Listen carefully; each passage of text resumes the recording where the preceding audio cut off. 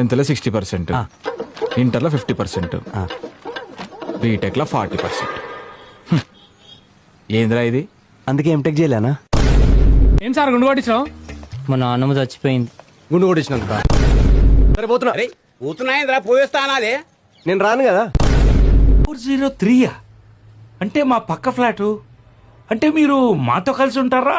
మాతో ఎందుకు సార్ మీకేం తక్కువ? అమ్మా ఈ అమ్మాయికి లైఫ్ ఇద్దాం అనుకుంటారా అమ్మా? వదిలేస్తున్నావా? Any drinks sir? యా తాత. French wine.